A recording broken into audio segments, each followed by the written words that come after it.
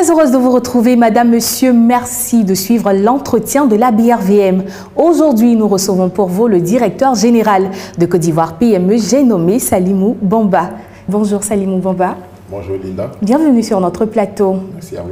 Alors, on va attaquer directement. L'économie est fortement marquée par l'épineuses question du financement des PME. Est-ce que cela ne serait pas dû à une mauvaise définition de la notion justement de PME?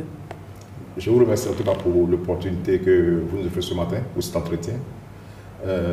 La définition de PME au sens de la loi ivoirienne est très précise. Donc, est appelée PME une entreprise qui fait un chiffre d'affaires inférieur à 1 milliard de francs CFA hors taxe. Dans cette définition ne fait pas l'objet de doute. Là, nous avons effectivement de gros défis, c'est que cette notion, c'est des implications au niveau de la gestion et des typologies d'entreprises. Donc, la définition de PME dans l'espace UEMOA découle d'une directive communautaire. Le défi que nous avons effectivement, c'est que lorsque vous allez dans le milieu bancaire ou dans le milieu financier, vous vous rendrez compte que suivant les institutions, la PME peut être considérée comme une entreprise qui a souvent 3 milliards, 5 milliards de chiffre d'affaires. D'où l'épineuse question, justement. Si on ne sait pas ce que c'est qu'une PME, l'État de Côte d'Ivoire dit une chose, les institutions financières disent une chose. Au niveau de la loi, il y a une définition qui est très claire. Il y a une loi de l'État ivoirien qui, en 2014, a défini ce qu'est une PME. Donc, effectivement, toutes les banques connaissent effectivement cette définition. Donc, la définition de la PME ne fait pas l'objet de doute. Mais pour des questions organisationnelles, les banques vont parfois mettre dans le mot PME souvent des particuliers, des entités qui vont jusqu'à 3 milliards de chiffre d'affaires. Cela crée effectivement un défi. Également, au-delà de cette question, au niveau des banques, vous avez aussi la réalité de notre économie. Lorsque vous prenez des entreprises dans le secteur manufacturier, par exemple, lorsqu'une entreprise a un contrat de BTP, par exemple, et qu'avec un ou deux marchés rapidement, l'entreprise peut avoir un chiffre d'affaires supérieur à 1 milliard de francs CFA. Et on va dire à cette entreprise qu'elle n'est plus une PME, alors qu'en réalité, elle présente toutes les caractéristiques liées au fonctionnement quotidien des PME. Quelles sont ces caractéristiques-là? Par exemple, une entreprise peut avoir 2 milliards de chiffre d'affaires et avoir des défis liés à la gouvernance, par exemple. Une entreprise peut avoir des chiffres d'affaires supérieurs à 1 milliard de francs CFA, avoir des défis sur la production d'informations financières. Et pourtant, ça, c'est des caractéristiques qu'on va retrouver fortement au sein des PME. Et comme je le dis, ce défi-là, lui, bien sûr, est une directive communautaire, qui fait que la Côte d'Ivoire s'est alignée sur une définition sous-régionale, qui fait que la PME, c'est jusqu'à 1 milliard de chiffre d'affaires. Et je pense que c'est dans cette dynamique-là que l'État de Côte d'Ivoire, depuis janvier 2022, a introduit la notion d'entreprise d'État intermédiaire. Donc, dans les prochains mois, un texte de loi va sortir qui va définir une seconde catégorie d'entreprises qui, au-delà des PME, embarquent en fait l'entreprise d'État intermédiaire, qui, elles, ne sont pas forcément de grandes entreprises, mais qui sont des entreprises qui ont un potentiel et qui sont en transition entre les statuts de PME et de grandes entreprises. On retiendra donc qu'en Côte d'Ivoire, la PME est une entreprise qui fait moins d'1 milliard de chiffre d'affaires. C'est bien ça. À quel point ces PME sont-elles importantes pour le tissu économique et à quel indicateur on peut mesurer leur impact? Ce qu'on peut vous dire, c'est que 98% du secteur privé ivoirien est conçu par des entreprises que nous appelons des PME. Ces entreprises contribuent pour la création de valeur ajoutée autour de 20% du PIB. Et ces entreprises représentent 23% de la création d'emplois. Mais là aussi, c'est un gros défi. Lorsque vous représentez 98% du tissu économique et que vous ne contribuez qu'à créer 20% de la valeur ajoutée, cela veut dire que vous ne contribuez pas suffisamment à l'économie. Lorsque vous allez dans des pays de l'Amérique latine, les PME vont contribuer jusqu'à 45% du PIB. Quand vous arrivez en Europe et dans certains pays développés, on a plus de 50% dans l'Union européenne. En Amérique du Nord, au Canada et aux États-Unis, les PME vont contribuer jusqu'à 60% de la création de valeur. Qu'est-ce qui explique ce faible taux d'impact justement de nos PME dans notre économie? Ce faible taux d'impact est lié, sans aucun doute, à la capacité de création de valeur, qui est liée à la capacité de productivité. Lorsqu'une entreprise n'est pas suffisamment bien organisée dans ses processus d'affaires, elle dégage très peu de valeur ajoutée. Donc, lorsque vous dégagez très peu de valeur ajoutée, vous contribuez très faiblement, bien sûr, à la création de richesse globale. Et ça, c'est un gros défi parce qu'aujourd'hui, pendant que l'État fait beaucoup d'efforts pour pouvoir accompagner le développement des PME, il faut que ces PME aussi puissent contribuer à créer de la richesse. Parce que le défi auquel nous faisons face dans nos pays, c'est le défi, in fine, de la création d'emplois. Comment faisons-nous pour qu'une population ivoirienne, vous avez plus de 77% de la population qui est jeune, qui arrive sur le marché du travail, et pour lesquels, bien sûr, l'emploi rémunéré n'est plus disponible, en tout cas pas en quantité suffisante. Il faut accompagner ces personnes-là à aller vers la création d'entreprises. Donc nous devons travailler, bien sûr, à pouvoir soutenir ceux qui s'engagent à créer des entreprises, leur permettre de pouvoir croître et, in fine, à pouvoir créer beaucoup plus de richesses. Parce que lorsque vous regardez la structure de nos budgets, le budget de fonctionnement de nos pays, en tout cas, je dirais des pays en voie de développement, le défi que nous avons parfois, c'est que oui, la création de ressources internes, de richesses internes pour pouvoir financer le développement est un gros défi. Et dans le cas de la Côte d'Ivoire, l'État travaille effectivement à faire en sorte que, au fil du temps, la contribution des acteurs nationaux à la création de richesses puisse permettre de financer le budget public. Et cela passe sans aucun doute par une plus grande productivité des entreprises. Et donc les PME étant 98% du secteur privé, si nous travaillons à augmenter la productivité de ces entreprises, et clairement nous sommes capables de créer plus de valeur ajoutée. Si nous créons plus de valeur ajoutée, nous finançons nos infrastructures, nous finançons l'éducation, nous finançons la santé. Vous l'avez dit, l'État de Côte d'Ivoire a adopté des mesures d'incitation pour favoriser l'émergence de PME fortes. Alors, quelles sont ces mesures-là pour encourager et faciliter l'accès au financement des PME? Bon, vous avez toute une série de mesures. Depuis 2014, l'État a engagé une dynamique de réforme, bien sûr, du secteur des PME. Vous avez la loi de 2014 qui a mis en place un certain nombre de dispositions avec une stratégie qui a été mise en place. L'État aussi, dans cette dynamique-là, bien sûr, avait créé l'agence Côte d'Ivoire PME, qui a fonctionné de 2017 jusqu'à 2022. Mais bien sûr, dans le cadre du PND 2021-2025 et également dans le cadre du programme stratégique Côte d'Ivoire 2030, l'État ambitionne bien sûr de passer à une vitesse supérieure. Et comme le gouvernement l'a si bien indiqué depuis 2020, le secteur privé est désormais au cœur de notre stratégie. Et pour ce faire, bien sûr, vous avez des réformes institutionnelles qui ont été faites, déjà au niveau du dispositif d'accompagnement au financement et l'accompagnement technique des entreprises. L'État a désormais en place ce que nous appelons le guichet unique de développement des PME, qui est le guide PME. Donc il y a une holding. À l'intérieur de cette holding-là, l'État met en place une filiale qui est dédiée à l'accompagnement des PME. Mais cette émission porte sur la question du financement, donc l'État est bien conscient du défi que nous avons sur le financement et beaucoup d'entreprises ont des difficultés d'accès au financement pour les questions de garantie. Donc désormais, l'État met en place une société d'État qu'on appelle la SGPME, la Société de garantie pour le financement des PME, qui désormais, avec Côte d'Ivoire PME, et bien sûr sous le couvert, en tout cas, de la holding du guide PME, va contribuer à apporter une assistance technique davantage efficiente au soutien des entreprises. Mais à côté du dispositif du guide également, l'État a des institutions qui vont travailler. Vous avez le CPC déjà, qui continue de travailler à faciliter le développement des climats des affaires. À côté du CPC, l'État vient de créer aussi en 2022 Côte d'Ivoire Export. Donc lorsque vous voulez aller à la conquête des marchés régionaux et des marchés mondiaux, désormais vous avez une structure plus qu'on appelle Côte d'Ivoire Export. Donc au-delà de ces aspects institutionnels-là que je viens de mentionner, il y a aussi des mesures qui sont prises. Il s'agit de la commande publique, au niveau de la fiscalité, il y a un nouveau cadre sur la fiscalité des PME. Donc l'État prend tout un ensemble de mesures pour pouvoir créer le cadre adéquat. Et donc, bien sûr, ça c'est le rôle de l'État, mais nous travaillons aussi avec les entrepreneurs, avec le secteur privé, pour que également l'effet de levier que l'État apporte à travers son soutien puisse être amplifié par un engagement plus fort des entreprises elles-mêmes au travers de leur formation, de leur sensibilisation, à être bien sûr des acteurs beaucoup plus agressifs sur le marché. Salimou Bomba, vous avez dit que les PME sont au cœur de la stratégie du gouvernement ivoirien. Malgré cela, certaines entreprises affirment ne pas bénéficier de leviers financiers nécessaires à leur croissance. Comment expliquez-vous cela? C'est une question très importante que vous nous posez. Et puis, je dirais qu'il n'y a pas de thème plus, je dirais, échangé dans l'écosystème que celui du financement des entreprises. Je pense que le débat est biaisé à différents niveaux. Le premier élément, bien sûr, c'est que nous sommes aujourd'hui à la BRVM. La BRVM a des programmes d'incitation, bien sûr, pour l'accès à des capitaux, à travers le programme Élite. Vous avez ici, sur la place abidjanaise, des banques commerciales qui ont du financement. Le défi que nous avons parfois, c'est que le financement, parfois, existe. Mais il s'agit d'avoir, en face de ce financement, des entreprises qui aient des projets bancables. Et les PME sont caractérisées à la base, parfois, par un cadre de gouvernance et bien sûr une capacité de production d'information insuffisante. Donc les caractéristiques des entreprises ne permettent pas forcément d'aller vers le financement. Et le défi que nous avons, lorsque vous demandez à quelqu'un, à une entreprise, vous faites un micro-trottoir tout à l'heure, de quoi vous avez besoin, j'ai besoin de financement. Et vous pouvez lui poser la question, par exemple, Mais si je dois te donner l'argent pour que tu dépenses, est-ce que ça fait de toi un entrepreneur? Est-ce que la définition d'un entrepreneur, c'est quelqu'un qui ne fait que dépenser de l'argent? C'est ta capacité aussi à créer de la richesse, à t'organiser pour pouvoir aller vers tes objectifs. Et le défi que nous avons, c'est vraiment le cadre organique, le cadre organisation des entreprises qu'il faut travailler.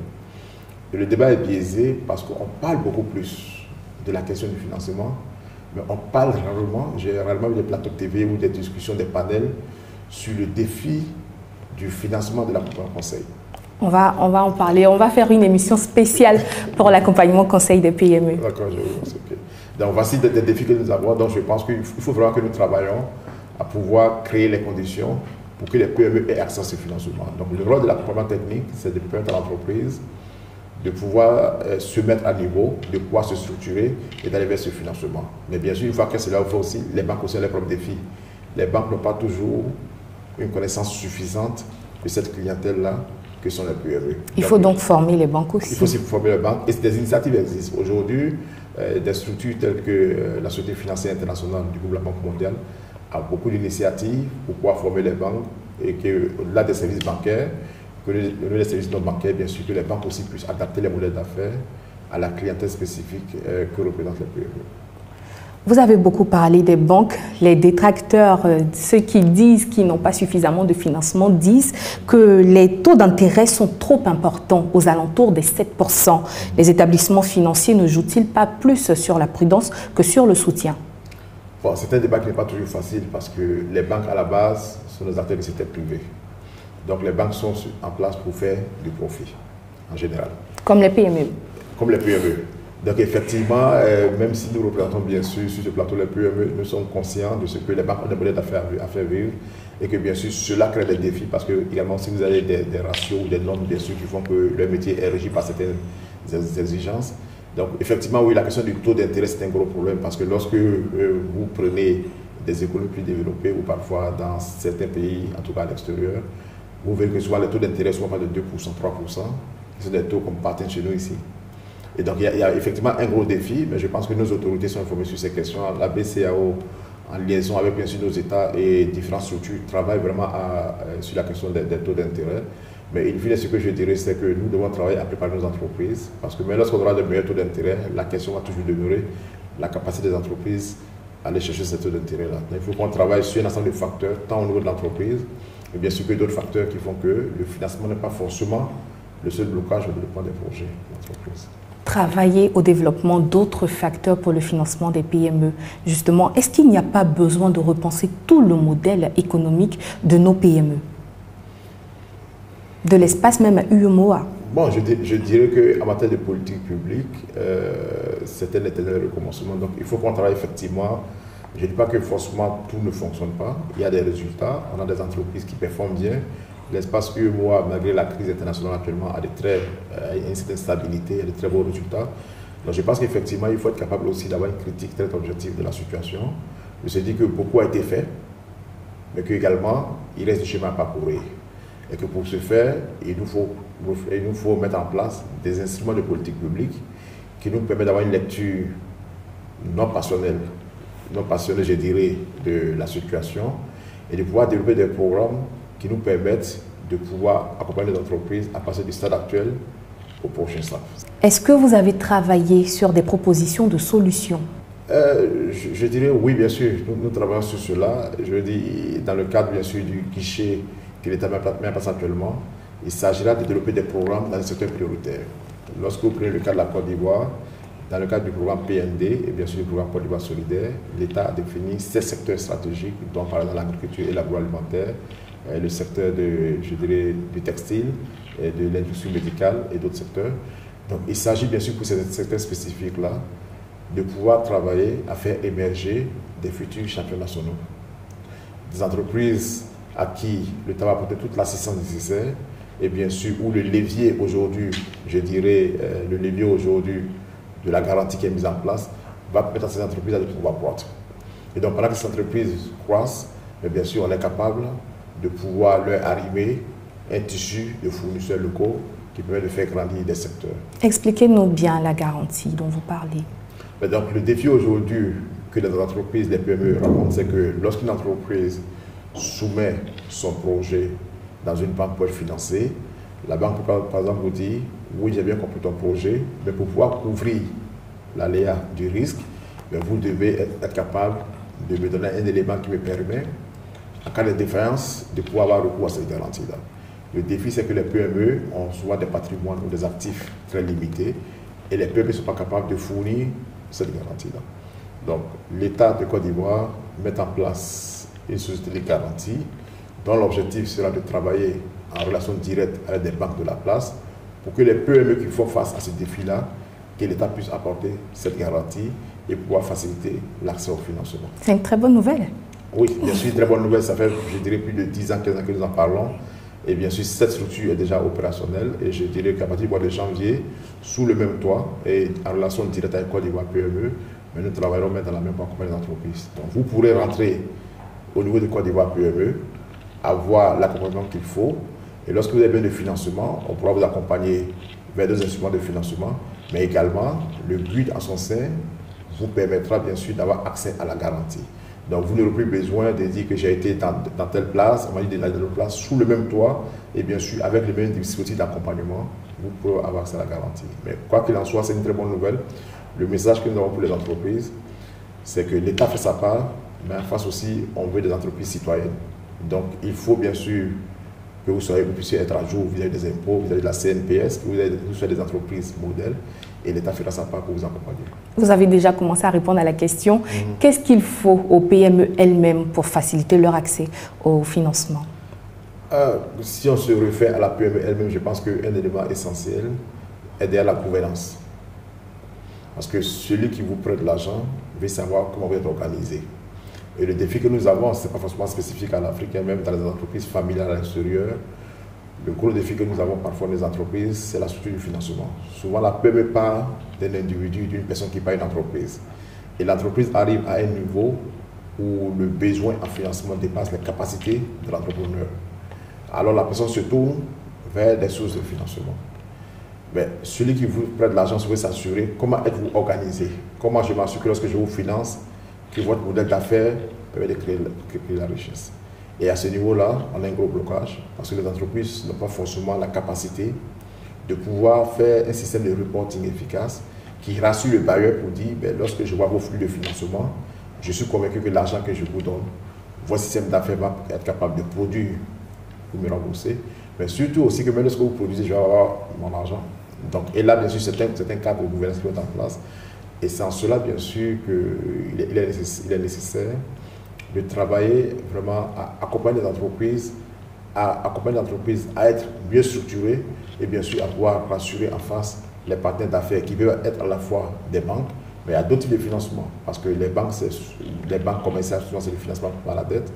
Mais vous avez du capital risque, vous avez la BFM, vous avez d'autres types d'acteurs qui sont autour de la banque. Et tout cela, dans tous les cas, ils ont besoin d'être rassurés, ils ont besoin d'avoir de la visibilité. Vous êtes dans une entreprise, vous êtes un système qui fonctionne, et de l'extérieur, ils ont besoin de savoir que vous fonctionnez dans un cadre harmonieux et que vous êtes capable de fournir les informations qui les permettent de comprendre quelle est la dynamique de création de la richesse chez vous et quelles sont les mesures qui sont mises en place. Salimou Bamba, vous l'avez dit en début d'émission que la question du financement des PME est la plus débattue malgré les mesures d'incitation qui sont mises en place, malgré le financement qui existe. Comment expliquez-vous que la problématique du financement des PME n'ait pas encore été résolue? Bon, je dirais que même dans les économies les plus développées, il persiste la question du financement des PME. Effectivement, du chemin a été parcouru. Et je pense que de notre capacité à une appréciation saine de la situation, je pense qu'on pourra trouver des solutions. Je pense qu'en amont de la question du financement, comme je l'ai mentionné tantôt, se pose la question de la capacitation, de renforcement des capacités des entreprises à pouvoir s'organiser et à pouvoir avoir des fonctions de gestion qui leur permettent d'aller vers du financement. Pour moi, il est important que déjà nous travaillons sur ce pilier-là, le renforcement des aptitudes des entreprises. Au-delà de cela aussi, vous avez des aspects institutionnels, qu'il s'agisse de la question du fonctionnement des banques, la question des relations institutionnelles avec la BCAO, la question du fonctionnement de la gouvernance institutionnelle du public. Il faut aussi que nous travaillions sur ces institutions-là pour pouvoir faciliter l'accès au financement.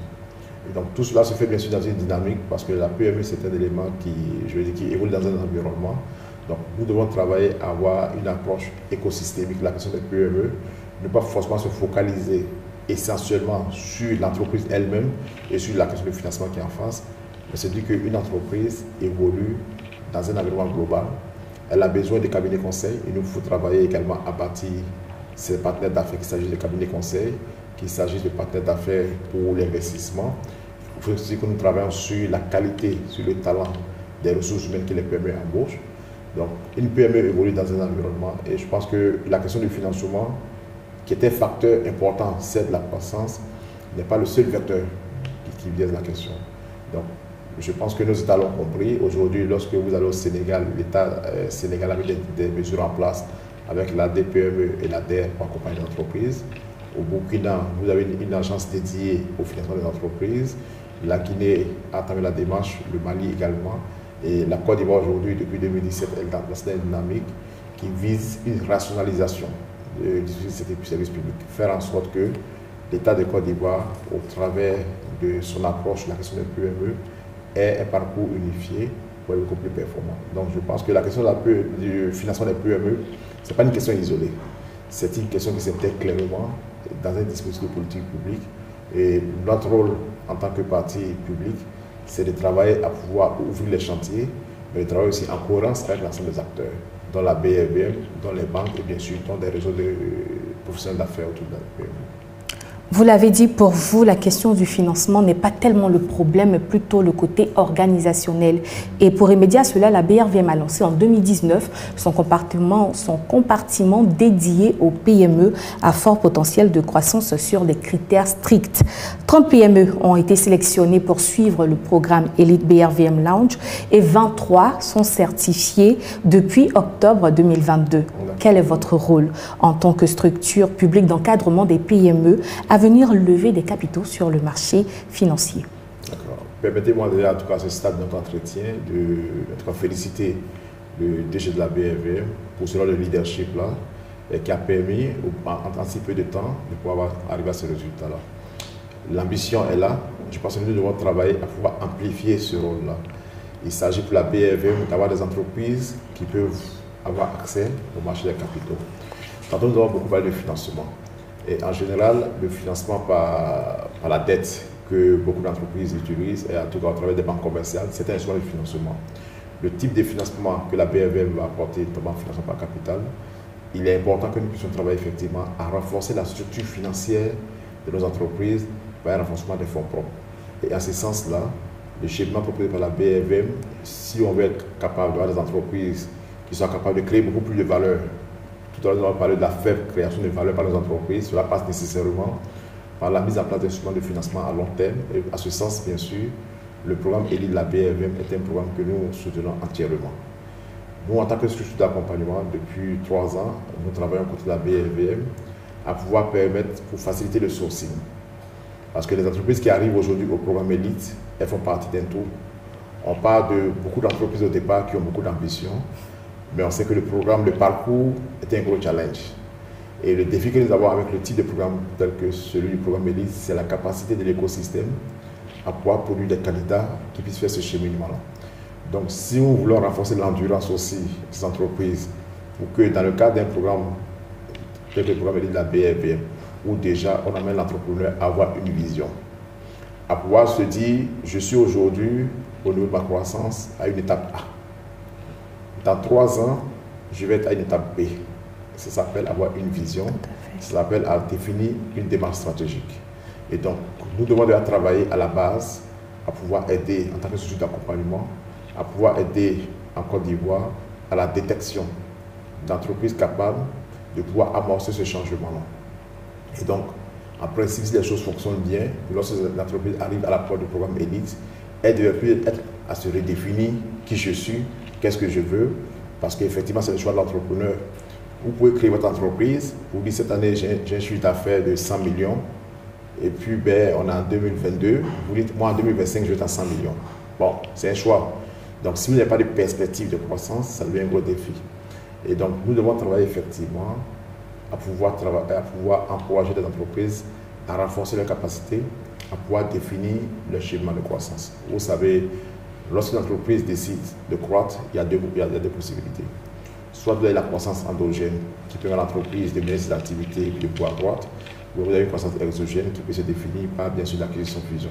Mais tous ces instruments-là, l'entreprise ne peut pas le faire sans que, à la base, nos États développent des programmes d'accompagnement qui accompagnent les entreprises dans leur cheminement.